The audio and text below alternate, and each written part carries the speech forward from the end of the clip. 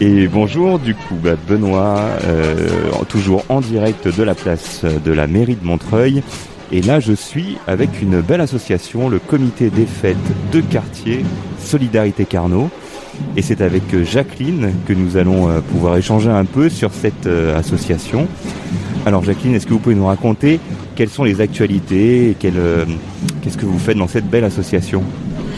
Notre souci principal dans le quartier où nous nous trouvons, c'est de favoriser et développer le lien social entre toutes les différentes couches socio-professionnelles que nous avons dans le quartier.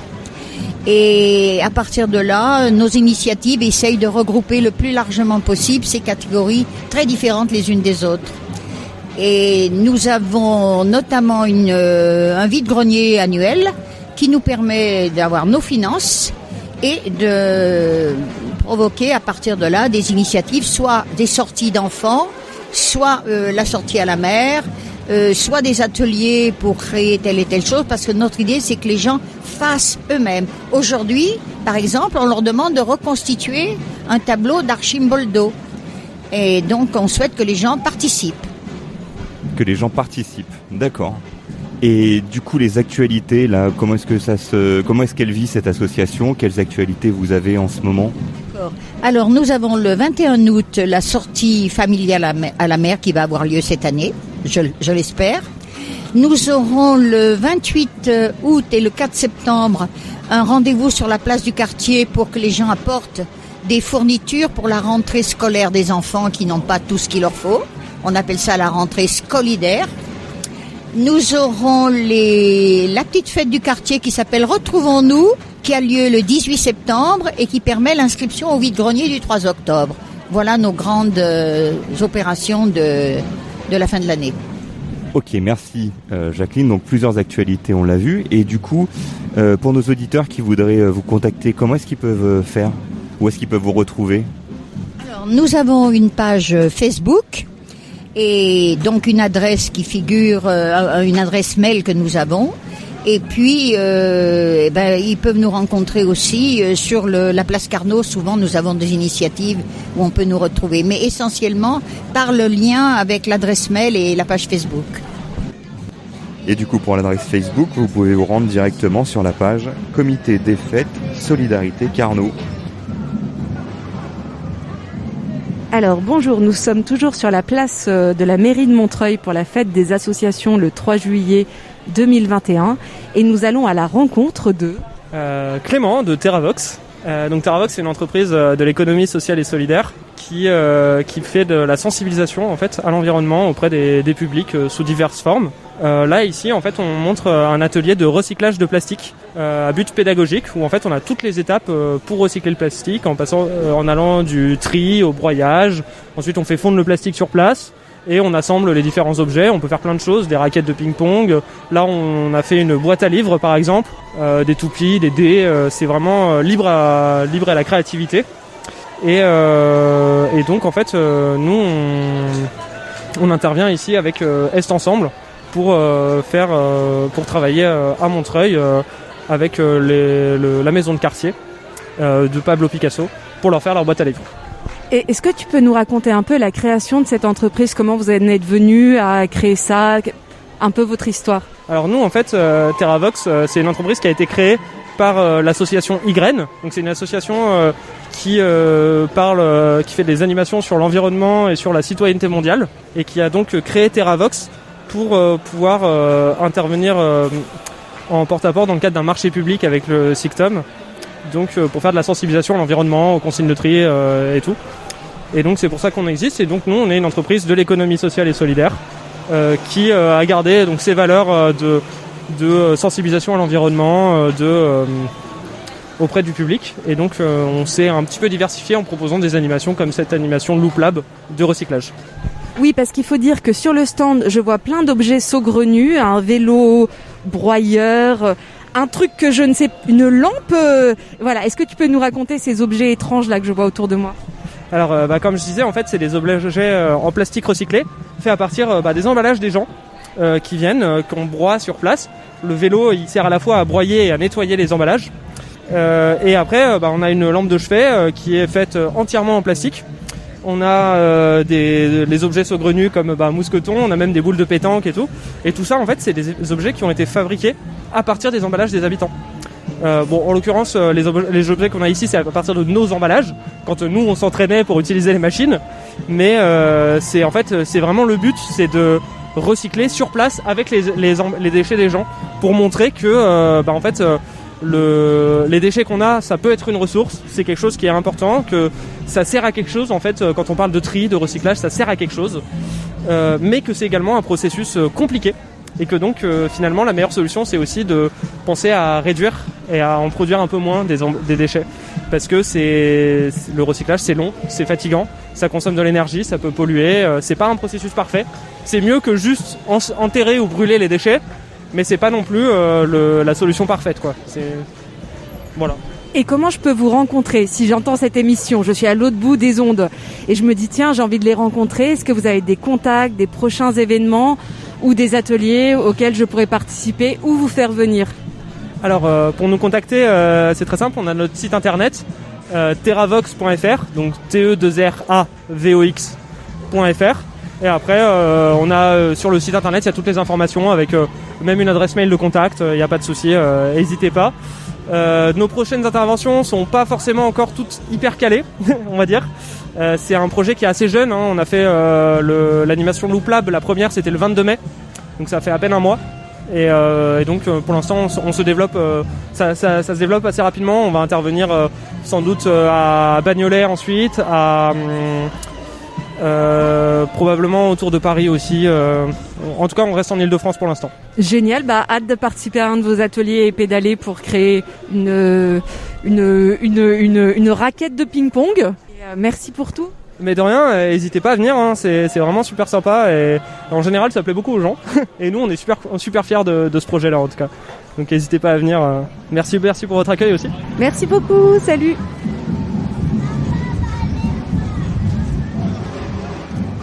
Je suis avec Alexis de la bibliothèque Daniel Renoux.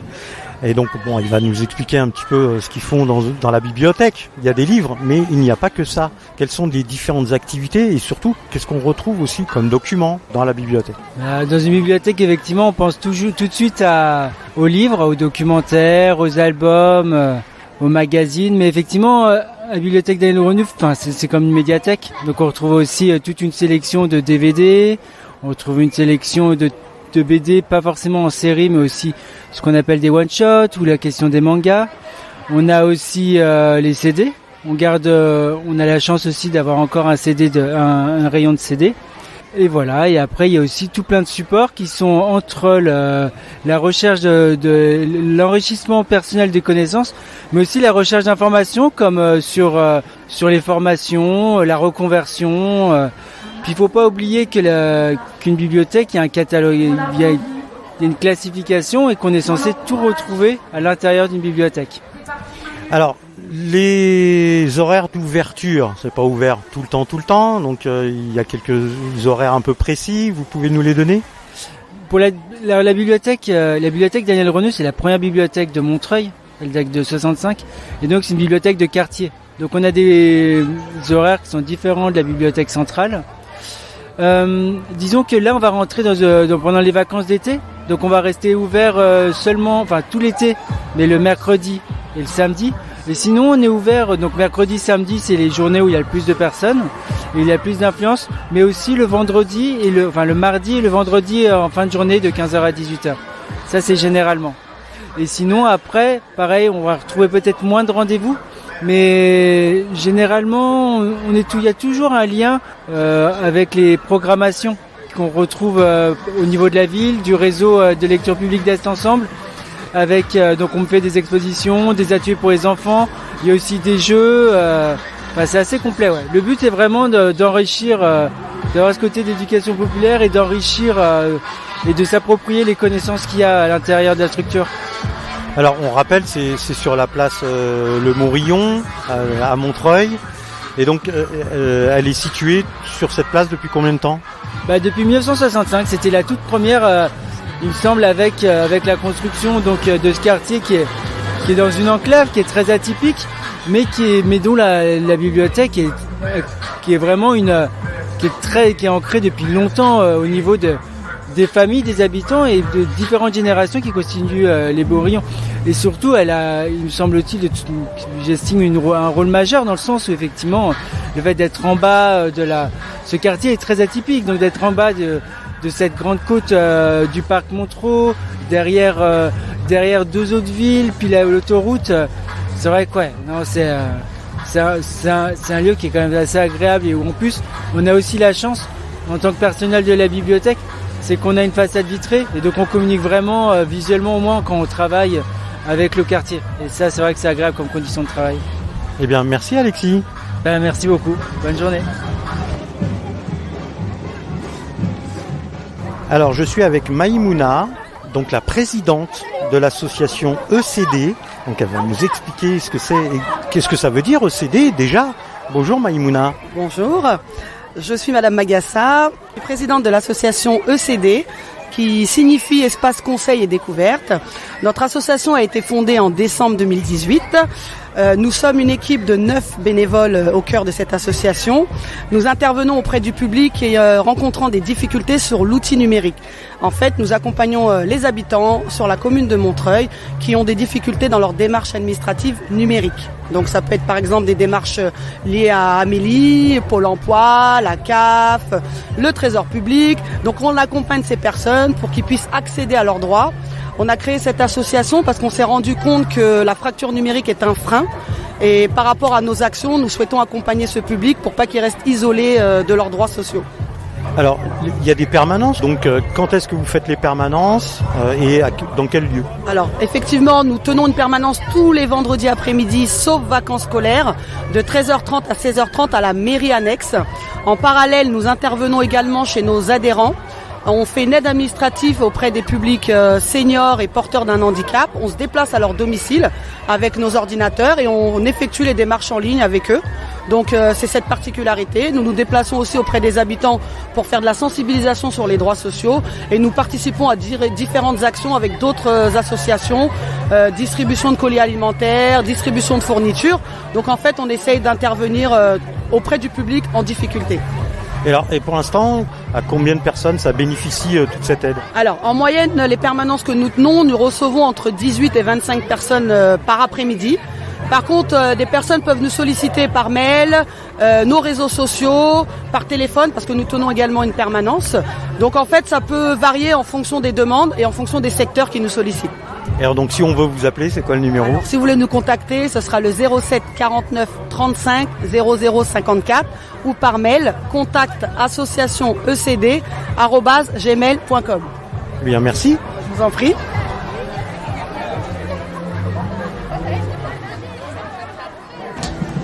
Donc je suis toujours à la fête de la ville de Montreuil. Nous sommes le 3 juillet sur la place Jean Jaurès et je me suis rendue au site, sur le stand de Biocycle en fait parce que j'ai été très attirée par ces petits vélos et ces petits blenders accrochés derrière qui se déclenchent quand on pédale.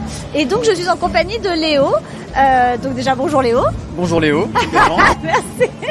Et du coup, est-ce que tu peux nous expliquer un peu ce que vous faites ici à Biocycle? Alors Biocycle, c'est une association qui existe depuis 2015 et qui est spécialisée dans la lutte contre le gaspillage alimentaire et la précarité alimentaire. Ouais. Donc notre activité principale, c'est le relais du don alimentaire. En fait, ça consiste en l'acheminement de denrées alimentaires qui sont normalement invendues et qui sont sur le point d'être jetées. Et en fait, nous, on vient récupérer ces invendus-là, donc auprès de donateurs privés comme publics. Ça peut être des marchés, ça peut être des supermarchés ou des restos de la restauration collective. Okay. Nous, on récupère ces invendus-là, on les charge dans nos vélos triporteurs électriques et après, on les achemine vers des associations qui vont les redistribuer à des personnes qui en ont besoin. Super. Et du coup, vous faites ça, vous êtes nombreux. Enfin, comment ça se passe? Parce qu'il y a beaucoup de choses, j'imagine. Il y a beaucoup de gâchis qui peuvent être. Enfin voilà. Alors, donc il doit y avoir beaucoup de boulot. Oui, il y a pas mal de travail effectivement. On a plusieurs collectes sur les semaines, sur plusieurs marchés, donc que ce soit sur Paris ou hors de Paris. On travaille notamment sur les marchés de Ivry ou du Kremlin-Bicêtre par exemple. Et on a 7 vélos triporteurs à l'heure actuelle qui tournent toutes les semaines et on récupère sur une semaine type aux environs de 2 tonnes d'invendus alimentaires quand même. Vache. Ah, ouais, c'est assez étonnant et puis du coup, ce qui est cool, c'est que ces denrées-là, au lieu d'être jetées, finalement, elles servent à des personnes qui en ont réellement besoin.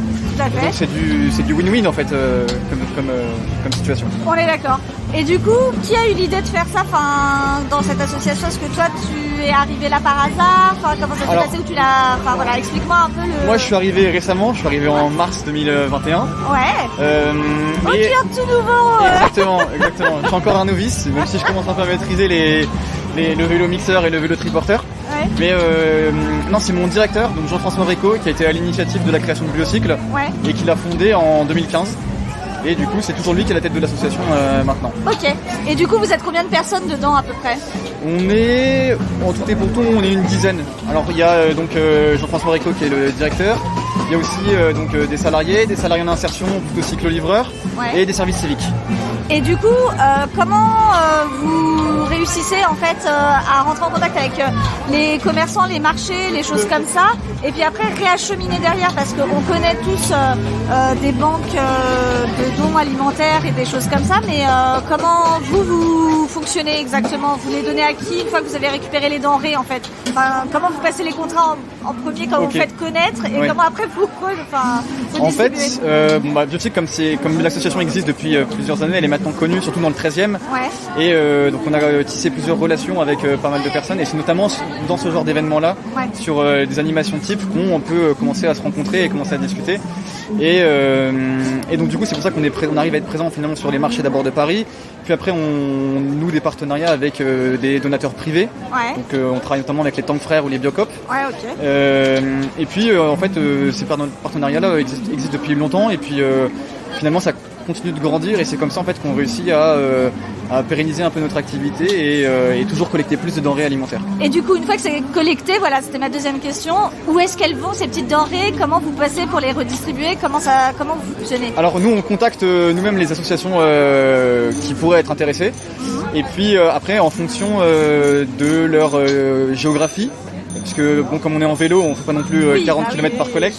Donc en fonction de leur géographie, en fonction des personnes, du type de bénéficiaires qu'ils soutiennent, en fonction du nombre de bénéficiaires qu'ils ont, et bien nous on essaye d'adapter en fait nos collectes aux associations qu'on aide, pour qu'en fait ce soit le mieux calibré et que ça convienne le plus possible aux associations. Parce que la finalité quand même, ça reste l'aide alimentaire, et donc du coup ça reste du coup la satisfaction des bénéficiaires et le support, le soutien apporté aux bénéficiaires. Et si en plus avec tout ça on peut faire un geste effectivement de non gaspillage et de choses comme ça, tout à fait. On allie l'utile à l'utile. Exactement. Voilà. Exactement. Et surtout que comme c'est également fait en vélo triporteur électrique, ça pourrait être fait en camionnette, mais finalement c'est aussi un geste pour la planète, puisque du coup il n'y a pas d'émissions de CO2 quoi. Et c'est la promotion d'une logistique urbaine douce et durable. Tout à fait. Mais du coup Léo, si jamais on est intéressé pour vous rejoindre, pour prêter main forte, faire du vélo, ou je sais pas si on est commerçant, enfin peu importe, pour vous contacter, pour vous dire moi aussi j'ai des choses, je voudrais lutter contre le gaspillage et faire ce genre d'action, comment on vous retrouve et comment on vous contacte? Vous pouvez nous retrouver sur tous nos réseaux sociaux. Vous pouvez nous contacter en message privé, que ce soit sur Twitter, Facebook, LinkedIn ou Instagram, et également sur notre site web où il y a un onglet nous contacter, et puis nous on est ouvert pour discuter et puis pour échanger avec tous ceux qui veulent nous rejoindre. Donc le site web c'est Biocycle. Alors Biocycle.fr. Biocycle.fr. Et super. Merci beaucoup Léo. Merci à vous. Et puis écoutez, bonne fête de la ville. Merci à vous aussi. Merci.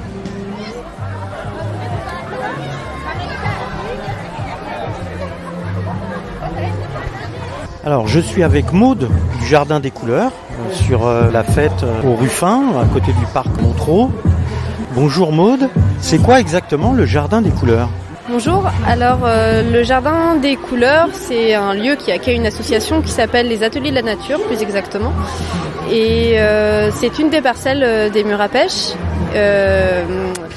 où il y a en fait un jardin de plantes tinctoriales, donc des plantes qui permettent de teindre des textiles ou d'obtenir des couleurs pour fabriquer, en l'occurrence comme aujourd'hui, des encres végétales. C'est des méthodes qui étaient utilisées depuis très longtemps en fait. C'était la source de couleurs jusqu'au 19e siècle. L'unique source de couleurs en fait pour les textiles jusqu'au 19e, jusqu'à ce que ce soit remplacé par des colorants chimiques. Et donc là, vous faites des ateliers où vous apprenez à des adultes, à des enfants à faire des couleurs avec les plantes. Voilà, et on est plusieurs. Alors il n'y a pas que des ateliers autour de la teinture végétale, il y a aussi des ateliers qui vont plus parler de la biodiversité, des insectes, des plantes. On est plusieurs à intervenir au jardin. Moi je suis plus spécialisée effectivement dans les teintures végétales et on fait des ateliers parfois le mercredi pour les enfants avec des scolaires, des week-ends portes ouvertes le dimanche, une semaine sur 2. Il y a des événements ponctuellement. Demain il y a une brocante par exemple, voilà, pour les intéressés. Alors, bon, on a bien compris, c'est pas un local, c'est un jardin. Donc c'est sur les murs à pêche. C'est où exactement ? C'est juste à côté de la piscine des murs à pêche, rue Maurice Bouchard, au numéro 39. Il y a une grande fresque à l'extérieur, on ne peut pas le rater. Et c'est une très belle parcelle qui communique aussi avec fruits défendus et qui est très sauvage avec un petit cabanon en bois. Je vous encourage à visiter. Alors combien de bénévoles ? Vous en parliez tout à l'heure. Il y a forcément un petit peu de monde pour tous ces ateliers, donc combien ? En bénévole, on doit être à peu près 25 et après il y a des adhérents, voilà, qui donnent des coups de main de temps en temps. Et donc pour vous rejoindre, si on a envie de participer aux ateliers ou d'être bénévole, on fait comment ?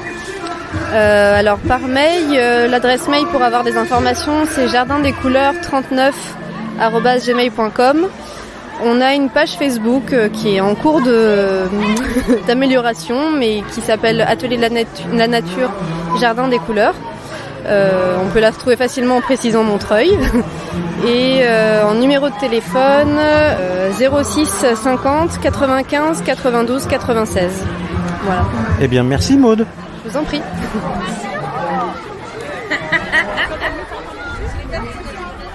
Je suis avec Karim de l'association Montreuil Handball.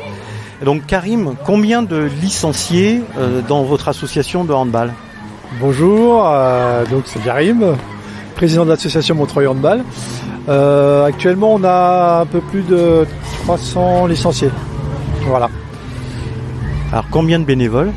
Alors on a une douzaine de bénévoles, à peu près, qui en règle générale, ça correspond à des parents qui s'investissent, qui ont leurs gamins qui jouent dans le club et qui du coup donnent un coup de main. C'est un club qui est assez convivial et on fait pas mal de choses et on essaye en tout cas de véhiculer cette idée. Alors, il y a plusieurs équipes, je suppose, dans l'association, et elles sont à quel niveau ? Alors, on a plusieurs équipes. On a de l'école de handball, on a des moins de 11, des moins de 13 ans, des moins de 15 ans, des moins de 17 ans, et 2 équipes seniors. Et dans toutes les équipes jeunes, on a des masculins et des féminins, des équipes féminines. Et en senior, on a une équipe qui joue en région et une équipe qui joue en garçon, pardon. Et en féminine, une équipe qui joue aussi en région. Ah, c'est pas mal. Oui, ça va. Après, c'est pas tout à fait l'état d'esprit du club. L'état d'esprit du club, c'est vraiment de faire de la formation. Voilà, la formation de jeunes joueurs. Très bien. Depuis quand elle existe, cette association ? Alors, cette association existe depuis 1955. Donc c'est elle émane en fait de ce qui était Omnisport à l'époque, donc du Red Star Club de Montreuil. Il y avait une section handball. Et ensuite, elle a pris un petit peu son indépendance dans les années 90. Et du coup, ils ont créé cette association qui, en fait, correspond déjà à l'époque à l'association du Red Star Club de handball. Voilà. Et les activités, les entraînements, ça se passe où ? Alors les entraînements, c'est toute la semaine en fait. En règle générale, c'est de 17h à 22h. On s'entraîne essentiellement au gymnase Auguste Delaune. Et voilà, donc c'est pour la grande partie. On s'entraîne aussi au gymnase dans le Bas-Montreuil et aussi à Estienne d'Orne. Voilà, ça c'est pour les entraînements. Les entraînements ont lieu aussi le samedi matin pour les écoles de hand. On a une section handball féminine et on a eu pendant 4 ans une section handball au collège Jean Jaurès à Montreuil. Et là c'est César Évora, la section féminine. Donc ça fait 2 ans qu'elle existe maintenant. Voilà. Donc celle-ci fonctionne toujours. Et donc si on a envie de jouer au handball à Montreuil, on fait comment pour vous contacter ? Alors si on a envie de jouer au handball à Montreuil, normalement vous avez toutes les informations sur le Facebook. sur Insta et aussi sur le site de Montreuil Handball. Vous avez un lien qui vous emmène directement sur les inscriptions, sur lesquelles vous avez les tarifs, par rapport à la date de naissance de votre enfant, et ça vous permet de vous inscrire directement en ligne. Alors, très bien, merci Karim. Il n'y a pas de quoi. À la rencontre des associations, donc sur la place de la mairie, et nous allons rencontrer Dominique et Jean-Jacques de l'association Au Hasard. Bonjour. Alors donc c'est Jean-Jacques, je suis président de l'association Au Hasard et donc on va vous expliquer un petit peu ce que l'on fait cette année, puis un petit peu sur le passé ce qu'on a pu avoir comme projet. Donc Dominique Bourdas qui est intervenante. Oui, bonjour. Et Fabrice Laurent qui n'est pas là aujourd'hui, voilà. Et que dire, l'association existe déjà depuis les années 2015 et à chaque fois il y a eu une thématique correspondant à des thèmes dont nous avions envie par rapport aux enfants. Donc, par exemple Magie végétale où il y a eu des robes faites par les enfants avec des applications de tissus, un petit défilé aussi. Mais bien avant, il y a eu aussi une pièce de théâtre avec des décors construits en carton peints par les enfants. Là aussi, évidemment, des costumes, plutôt réalisés par Fabrice et moi et non pas par les enfants. Qu'est-ce qu'il y a eu aussi On a eu d'autres projets autour d'expositions, en lien avec des plasticiens de la ville aussi. Il y a eu des participations aux portes ouvertes, on avait organisé des petits événements, Vatiféria, entre autres. Et on a repris l'association il y a 2 ans, on va dire. Et là, on a eu une période Covid qui a fait que on n'a pas pu faire grand-chose. On a un petit peu plus redémarré à partir de ce printemps. Avec avant quand même un travail qu'ont fait les 2 intervenants pour la réalisation d'un film. Tout ce qui était autour d'un travail autour de construire un robot, faire des costumes pour un film qui est en cours de montage actuellement. Et après on a enchaîné sur une commande de la ville de Montreuil autour de arrêter d'utiliser les sacs plastiques sur les marchés de la ville, puisque c'est interdit d'utiliser le plastique. Il y a une loi qui est très claire, sauf qu'on est très en retard et qu'on lance une campagne pour stopper et éradiquer ces sacs plastiques que l'on donne à tout va sur tous les marchés. On a commencé donc pour l'association à faire des sacs qui sont exposés sur le stand, sacs qui sont faits à partir de vêtements recyclés des agents de la ville de Montreuil. Donc ça a été donné, remis sur les marchés pour inciter et les commerçants et les habitants à venir avec son propre sac en tissu. Et ils sont d'ailleurs très très beaux. Oui, et ça à la radio on ne le voit pas. Oui, c'est pour ça qu'il faudra aller voir votre association. Et comment on peut vous contacter ou voir vos prochains événements ou venir rejoindre votre aventure? Il faut nous contacter par téléphone. On peut aller sur Facebook qui n'est pas très à jour, mais on va le remettre à jour. Oui, donc un petit mot sur Facebook permettra de vous contacter assez facilement. Par mail. Ou par mail. C'est possible. Et est-ce que vous pouvez me donner votre adresse mail? Alors, adresse mail. Alors l'adresse mail c'est auhazard, O-A-Z-A-R-T en minuscule évidemment, @gmail.com. Super. Après il y a 2 téléphones, mais on va peut-être pas les donner à la radio. Il y a aussi des cours de couture adultes, donc Dominique. Ça fait plusieurs années là aussi que nous faisons des cours de couture, plutôt pour les adultes de tous âges, hommes, femmes. Et on suit les projets de chacun, c'est très individualisé, on permet aussi aux gens de comprendre leur machine à coudre ou d'apprendre à coudre à la machine. Donc c'est toujours très sympathique comme ambiance et en petit comité, pas plus de 5 personnes avec les 2 intervenants. Bah super, et des prochains événements à annoncer peut-être? On va continuer, on espère, sur les sacs, à la fois des productions faites par l'association indépendamment de la commande de la ville et à la recherche de subventionnement pour poursuivre une activité liée au sac, peut-être liée à d'autres produits et tissus, on verra. On reprend depuis le mois d'avril-mai, on va laisser passer l'été, on projette après pour la rentrée pour voir comment on va orienter tout cela, et pour les adultes et pour les enfants. En gros, gros, ça va être ça. C'est vrai qu'on a une démarche un peu particulière et assez reconnue sur le fait de plus utiliser du tissu pour du tissu, jeter des tissus, etc. On est dans une totale dimension upcycling, c'est-à-dire que vraiment, on prend la matière, on la réutilise et on arrête de jeter. Eh ben, merci beaucoup. Si vous voulez rejoindre l'aventure de Dominique, Jean-Jacques et Fabrice, n'hésitez pas à aller chercher l'association Au Hasard pour suivre leurs ateliers et toutes leurs aventures.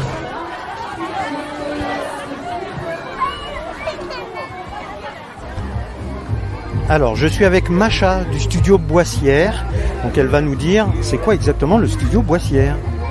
Bonjour, donc effectivement Macha Kasparian, je suis du studio Boissière puisque j'ai grandi là, je suis née sur place et il a été créé par mon grand-père, donc ce premier studio photo de la ville de Montreuil il y a exactement 70 ans, en 1951. On est situé au carrefour de la Boissière, donc comme j'ai dit c'est un des premiers studios photo de la ville de Montreuil qui a fermé il y a une petite quinzaine d'années, mais on réouvre depuis là, ça fait 4-5 ans qu'on fait des expositions maintenant et principalement donc des activités aussi ouvertes sur d'autres pratiques artistiques, pas seulement liées à la photo.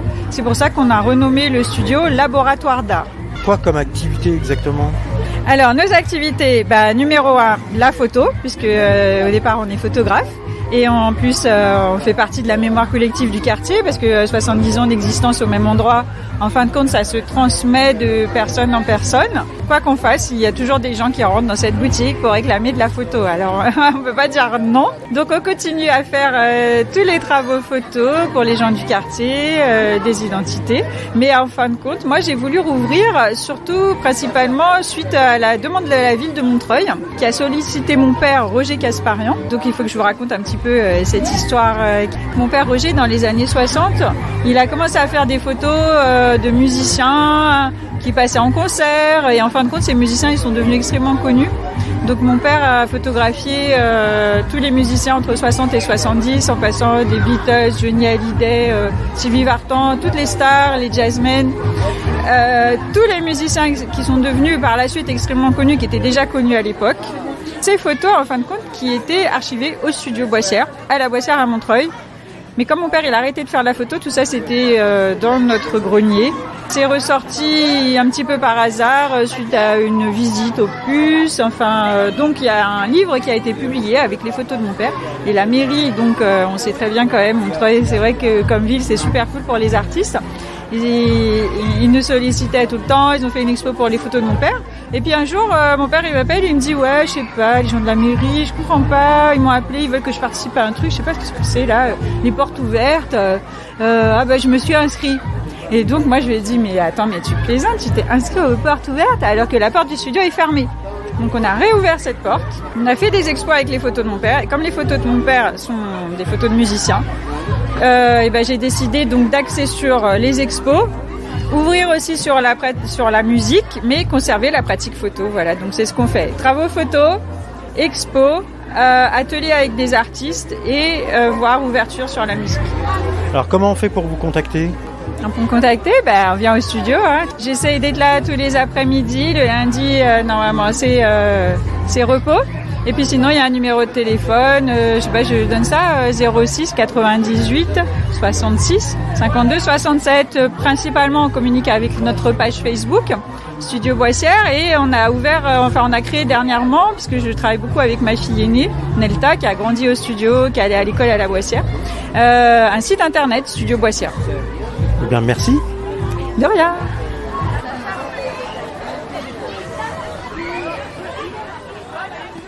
Alors, je suis avec Karim, responsable de Rue et Cité. Donc, bonjour Karim. C'est quoi exactement Rue et Cité ? Bonjour, merci de nous donner la parole. Donc, du coup, Rue et Cité, c'est un club de prévention spécialisé qui est en lien avec différents partenaires sur le quartier, va au devant des jeunes et mène des actions éducatives pour accompagner les jeunes sur différents volets, on va dire. On accompagne les jeunes vers l'émancipation, d'un point de vue aussi sur l'insertion.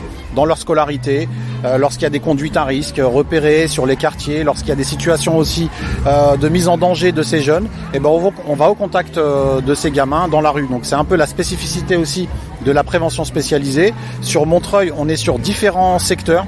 Donc on est autant sur Bel-Air, Grand Péché, Morillon, Boissière actuellement où je me trouve, sur le bas Montreuil et dans d'autres communes. Donc l'idée c'est vraiment qu'il y ait des éducateurs donc de rue, puisqu'on n'a pas de local d'intervention, on va vraiment au devant des publics et c'est en allant vers les jeunes, là où ils sont, c'est-à-dire en bas des tours, en bas de leur quartier, au sein du groupe de pairs, qu'on essaye vraiment d'identifier les besoins, les problématiques, et c'est à partir de là que les éducateurs travaillent une relation de confiance avec ces jeunes qui permet ensuite de construire des ponts, des relais, bien entendu des relais en articulation avec tous les services qu'on peut avoir au sein des communes, mais aussi les acteurs. Et alors, combien de jeunes vous avez en ce moment sur Branly-Boissière ? Alors effectivement, c'est fluctuant. Là, on pourrait dire qu'actuellement, on est autour de 230 jeunes connus. Dans les 230 jeunes connus, il y aura bien entendu différents groupes de jeunes qui vont être accompagnés spécifiquement. Donc on a plusieurs formes d'intervention. Il y a bien entendu dans notre approche des jeunes qu'on va rencontrer, à qui on va dire bonjour. Les jeunes vont nous identifier. Ça signifie pas forcément qu'on est directement en suivi avec certains jeunes. Donc actuellement, on pourrait dire qu'il y a une 50aine de jeunes, mais vraiment chaque année, on rend des rapports d'activité assez significatifs. Et là, ce qu'on pourrait dire, c'est qu'aujourd'hui, il y a une 50aine de jeunes qui sont accompagnés par l'équipe sur des problématiques essentiellement, effectivement, d'insertion, de conduite à risque, scolarité aussi, puisqu'on sait que la crise sanitaire est venue exacerber toutes les problématiques de ces jeunes. Et c'est vrai que dernièrement, il y a eu un accent important sur ces problématiques de façon collective ou individuelle. C'est vrai que nous, là, aujourd'hui, on tient au sein de la Boissière un stand de fabrication de t-shirts et c'est l'occasion, bien entendu, de rencontrer les publics, mais aussi d'utiliser les capacités qu'ont les jeunes. Parce que souvent, on décrit les jeunes comme des problèmes, comme des jeunes qui ont des difficultés, mais c'est avant tout des jeunes qui ont beaucoup de capacités, beaucoup de savoir-faire. Et là aujourd'hui, ce sont les jeunes qui animent eux-mêmes le stand. Ce ne sont pas les adultes, mais c'est bien les jeunes qui animent eux-mêmes. Là, vous les voyez devant nous et qui proposent aux parents, aux familles, à d'autres jeunes qu'on n'a pas l'habitude de voir, des enfants aussi petits, de fabriquer des t-shirts. Voilà, c'est un support éducatif pour les éducateurs. Ça permet d'être au contact avec eux et de partager des moments, du vivre ensemble. Et ça, c'est important. J'en profite aussi sur le bas Montreuil. On tient actuellement une cuisine mobile aussi. Voilà un autre outil. La petite cuisine s'installe dans les cités et vous allez vous habituer progressivement, Boissière, bas Montreuil, à avoir une cuisine qui veut avant tout partager et voilà, et créer aussi de l'émancipation, je le redis encore, pour ces jeunes, parce qu'on est vraiment là avant tout pour eux. Ok, merci Karim. Merci beaucoup.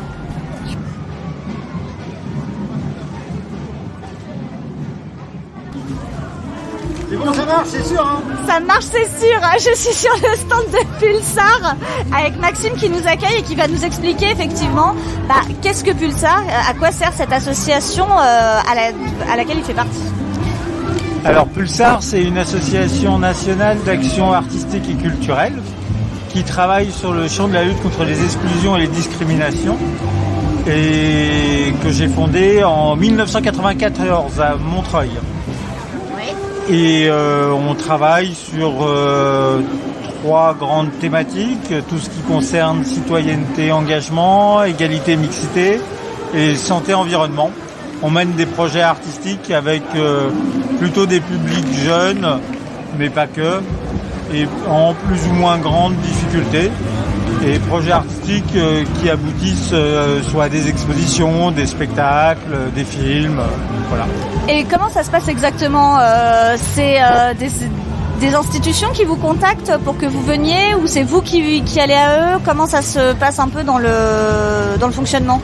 Non, oui, c'est plutôt des partenaires, oui, qui nous contactent. Et puis c'est aussi des partenaires avec lesquels on travaille depuis un moment. Et lors de temps de diffusion, par exemple, d'autres institutions ou d'autres structures viennent vers nous pour qu'on monte un projet ensemble. Et du coup, en fait, je ne cache pas qu'on a déjà fait cette interview, avec le matériel nous a lâché en route. Est-ce que tu peux nous dire effectivement, toi, qu'est-ce qui t'a donné envie de monter cette association? C'était quoi en fait? Comment t'as eu l'idée? Oh, alors ça date, hein, donc, mais l'idée c'était que j'avais, donc moi j'ai une formation de plasticien et à côté de ça j'avais un engagement associatif, militant sur le champ social et politique et dans les années 80, c'est quelque chose qui a très rapidement disparu, cette notion d'engagement chez les artistes. Et donc je n'ai pas trouvé chaussure à mon pied, donc j'ai créé la structure qui correspondait à ce que je faisais. Et donc je vais effectivement reparler de cette affiche sublime qui est derrière, qui dit « Mettez les arts dans la main du peuple, ils deviendront l'épouvantail des tyrans ». Donc c'est une phrase de Michelet de 1848. Donc c'est un peu la phrase qui représente l'association, c'est ce que tu disais tout à l'heure.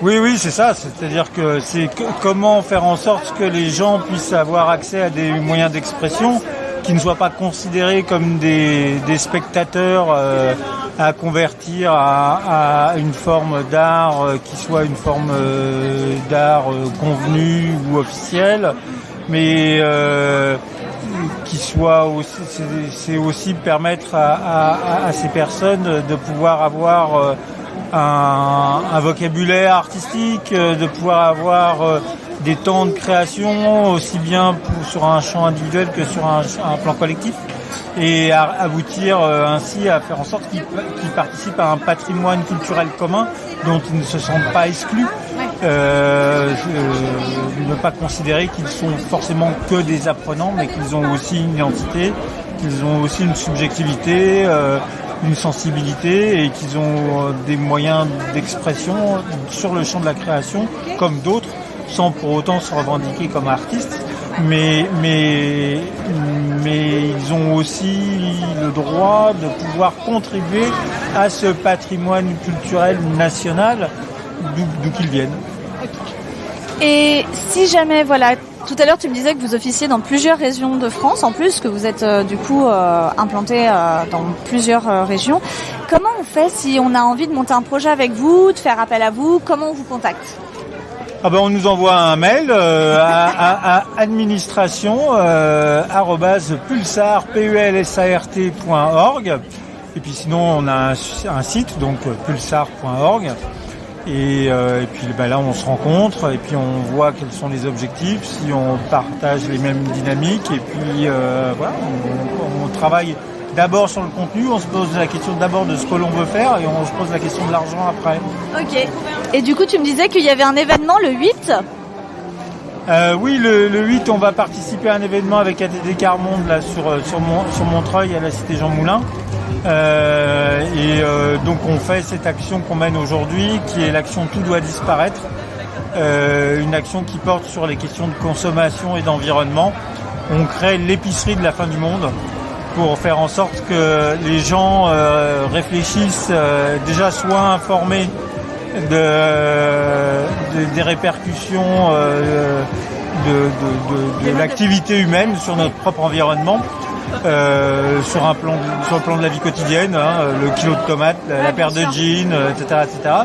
Et puis essayent de trouver des solutions et modifier aussi leur propre comportement par rapport à ça. Donc on crée une installation qui ressemble à un décor d'épicerie géante et qui parle de toutes ces menaces environnementales et qui cherche des solutions en faisant participer le public. Ok. Et tu sais quoi ? On viendra vous voir. C'est très sympa. Merci beaucoup Maxime. Merci. Merci d'avoir joué le jeu une deuxième fois. De rien. Bonne journée.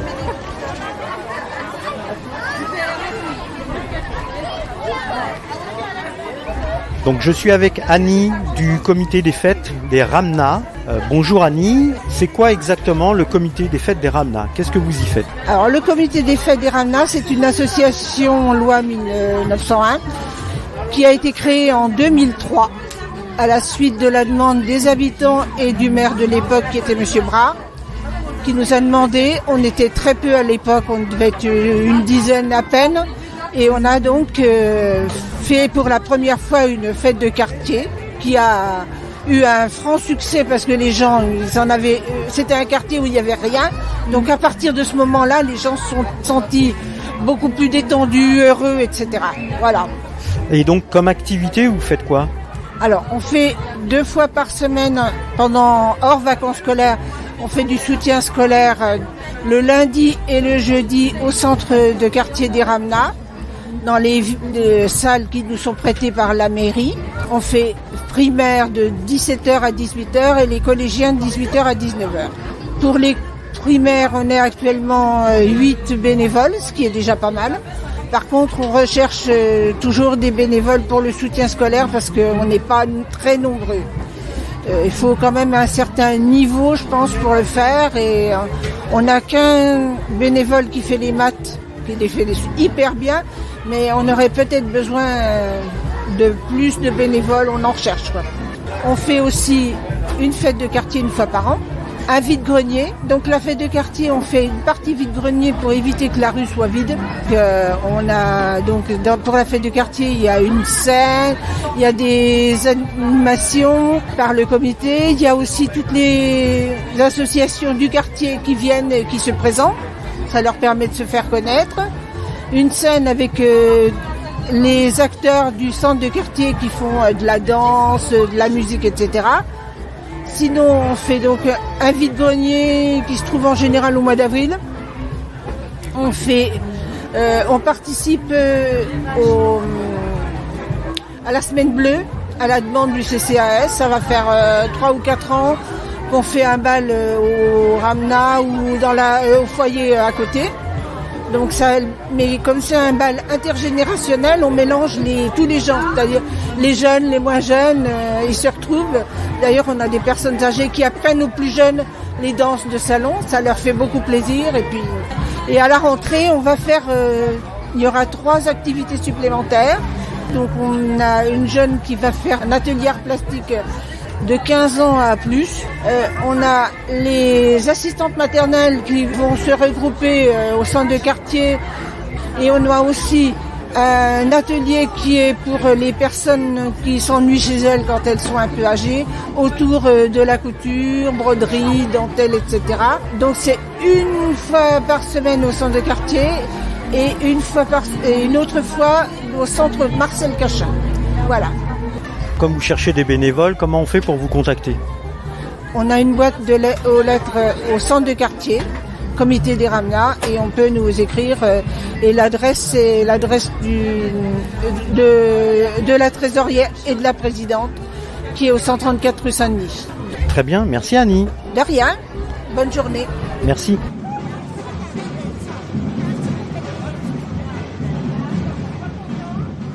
Je suis avec Marie-Brigitte de Ensemble Notre Quartier. C'est quoi exactement cette association? Alors, Ensemble Notre Quartier, c'est une association qui existe sur le quartier Branly-Boissière et on est situé en fait dans la Cité de l'Amitié.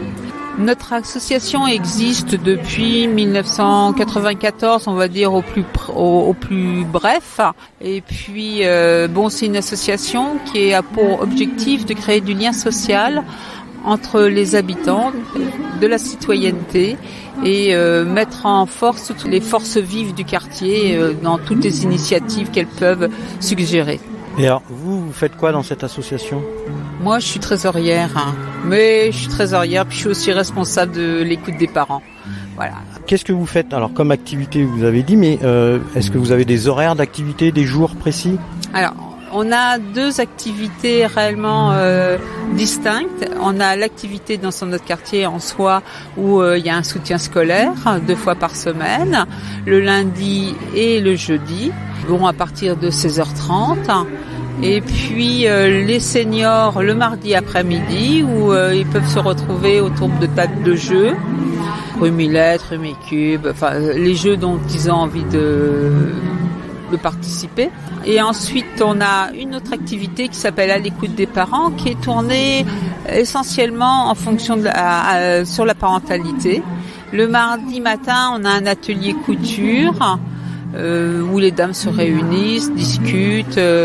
Il est assisté par une psychologue bénévole. Le mercredi matin, aujourd'hui, on a une permanence administrative pour aider les gens dans leur démarche spécifique autour de la parentalité, dans leur difficulté de remplir des papiers. Le mercredi après-midi, on a des activités ludiques parents-enfants, essentiellement parents-enfants.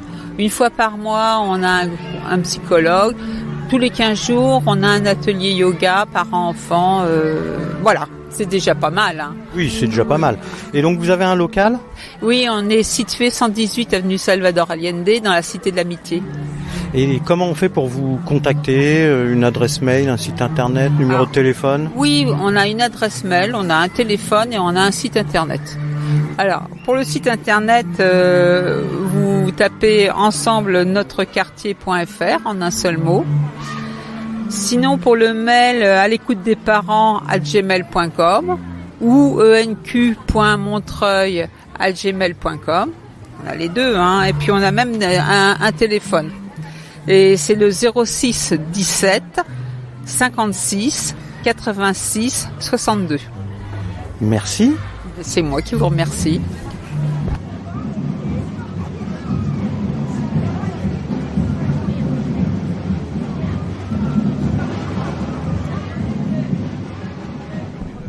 Je me trouve donc actuellement sur le stand de la caravane, place Jean Jaurès. Je suis en compagnie de Pascal, qui est l'une des personnes très actives dans la caravane. Alors Pascal, est-ce que vous pourriez nous présenter le projet de la caravane en quelques mots ?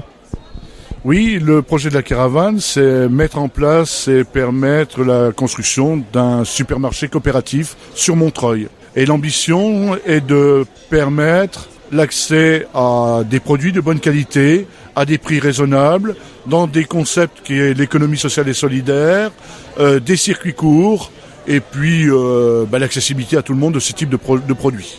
Alors concrètement, comment ça marche et où est ce magasin ? Alors ça fonctionne on est sous un régime associatif. On adhère à cette association. En adhérant à cette association, eh bien finalement, on a la possibilité d'acheter. Ce qui est extrêmement important, puisque nous sommes tous co-gestionnaires de ce projet, c'est on donne 3 heures de son temps toutes les 4 semaines pour faire toutes les missions et les tâches que l'on doit faire dans un commerce de détail, à la caisse, les approvisionnements, les sélections de produits. Et plus on a de temps, plus on peut s'investir, parce que nous sommes un peu aussi dans la notion d'éducation populaire. On donne ce que l'on peut donner dans l'intérêt de ce projet. Voilà. Alors concrètement, combien il y a d'adhérents à cette association ? Alors en ce moment, nous avons 673 personnes qui ont adhéré à ce projet. Et voilà, nous tentons de faire valoir et de faire connaître par des animations comme celle-ci,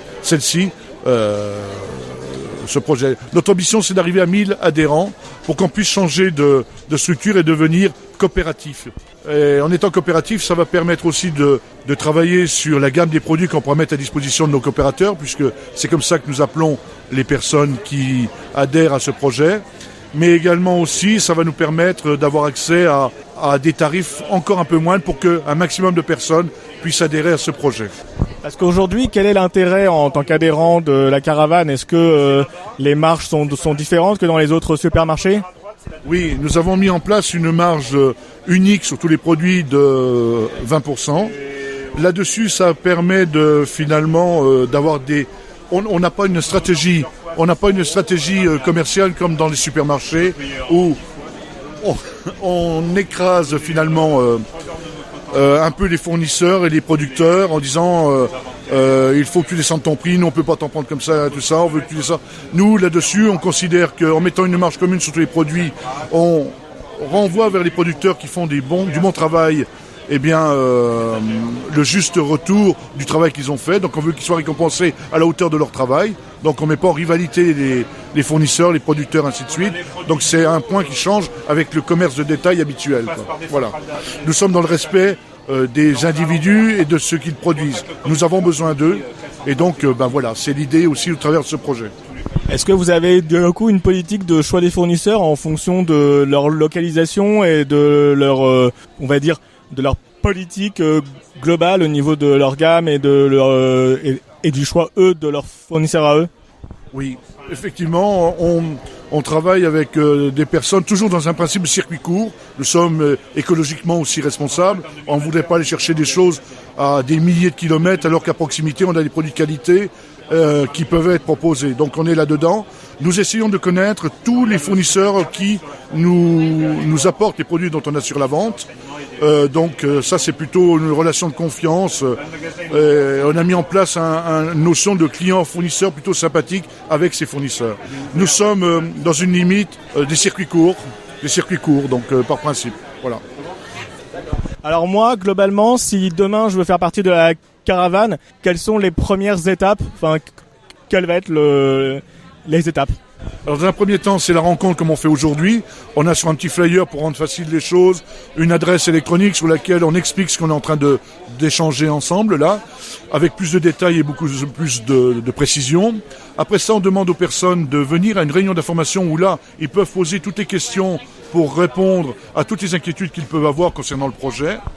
Et à partir de là, ils font leur choix. Dès qu'ils adhèrent, eh bien, on met comme toute association un bulletin d'adhésion dans lequel on essaye que la cotisation ne soit pas un frein. C'est-à-dire qu'on a mis en place une adhésion à 100 € qui peut être fractionnable, mais aussi pour les gens qui auraient les minima sociaux, on a mis en place un système autour de 10 € et permettre. Et après, on les intègre via les activités dans le fonctionnement normal de cette structure.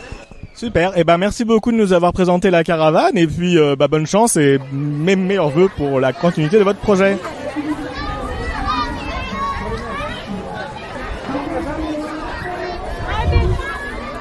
Sur le quartier Branly-Boissière. Je suis avec Joyce du Fétou.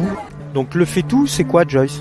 Bonjour, le Fétou, c'est un café associatif dans lequel il se passe plein de choses. Il a été créé à l'initiative des habitants, donc par et pour les habitants. On y propose de la restauration le jeudi et le vendredi avec les menus de Manu, mais aussi le dimanche, qui est un jour où ce sont les habitants, les bénévoles, qui viennent préparer le repas. Le reste du temps et pendant ces repas aussi, on propose des animations, des activités, des concerts. On peut avoir par exemple des ateliers de musique, de danse, plein de bonnes choses. D'ailleurs, on est prêt à écouter toutes vos idées pour la suite. Alors, et ça se trouve où exactement? On se trouve 166 rue Édouard Branly, en face de l'école Nanteuil. C'est le site où il y a la yourte. Venez nombreux. Et comment on fait pour vous contacter, pour avoir un peu plus de renseignements? Alors, vous pouvez envoyer un mail à communication.faitout, FAITTOUT, @gmail.com ou alors par téléphone au 07 83 74 92 59. Merci Joyce et bonne fête. Merci à vous, bonne fête à tous. À bientôt.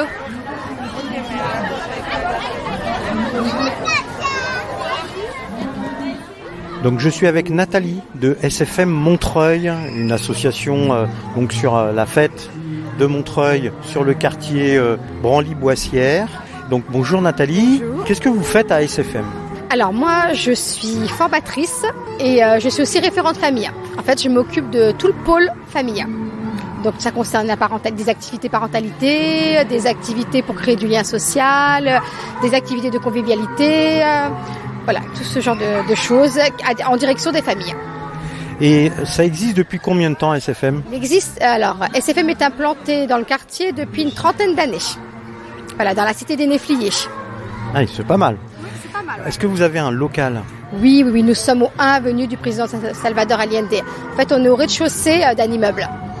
Et donc, il y a des horaires pour accueillir les personnes qui veulent venir vous voir? On travaille du lundi au vendredi, de 8h à 18h30. Et le soir, c'est réservé aux jeunes. Alors, combien de bénévoles et de salariés dans l'association? Alors de salariés, je pense qu'on doit être 18. Et alors on n'est pas tous à temps plein. Et des bénévoles, on est pas mal parce qu'il y a des bénévoles pour l'accueil de loisirs, il y a des bénévoles pour le soutien scolaire, il y a des bénévoles pour le lieu d'accueil enfants-parents. Ils doivent être à peu près une douzaine. Et j'avais oublié quelque chose de très important, des bénévoles pour la formation linguistique. Ah, très bien, très bien. Et donc, si on veut participer à ces activités ou venir vous rejoindre en tant que bénévole, comment on fait? Il suffit de franchir la porte de l'association, on prend des renseignements, on participe aux activités, on cotise à une adhésion qui est de 16 € à l'année et tout se passe très bien. C'est un lieu très chaleureux. Alors, est-ce que vous avez des coordonnées, site internet, mail, numéro de téléphone? Tout à fait. Alors, c'est le 01 48 57 67 12. L'adresse mail, c'est sfm.montreuil93@orange.fr. Eh ben, très bien. Merci Nathalie. Merci. À bientôt.